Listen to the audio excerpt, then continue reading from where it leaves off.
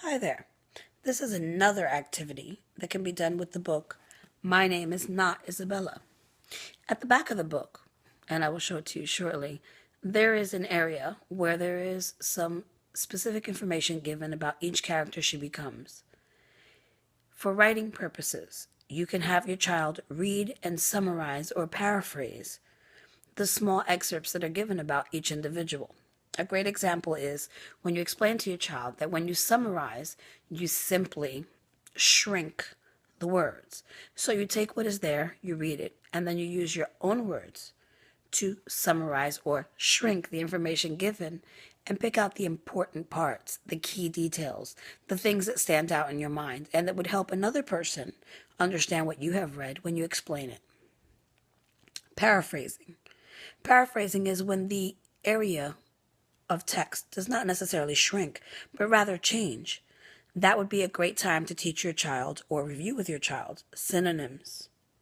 Because in lieu of saying certain things, we can use other words to still have the same meaning, but just simply change it around. I will give you a great example. When they talk about Sally Ride, and I'm going to flip it so you can see it.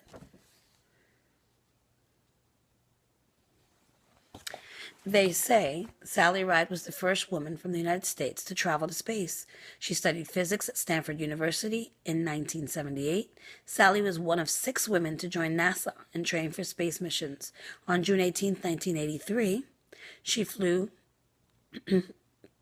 on the Space Shuttle Challenger. Her job was to test a robot arm. And since then, Sally has been a teacher at many California universities. She has started many programs to help kids become more interested in math, science, and technology. She is an astronaut and is a person who does their work in space. There are different jobs on the spacecraft. Some people are pilots, some people fix the spacecraft, some people do science research. So when a child paraphrases that, they would simply take the words and switch them around. So instead of saying Sally Ride was the first woman from the United States to travel into space, they might say the first U.S. woman to travel to space was Sally Ride. But if they were summarizing, then they would take that whole paragraph and simply say Sally Ride was the first woman in the U.S. to travel to outer space. She went on a mission on the Challenger, in which she practiced or used a robot arm, but merely using only key details.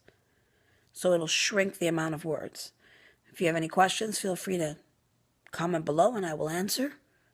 Otherwise, enjoy reading and enjoy learning about important women in history and how a little girl can dream to be them and so much more. Until next time.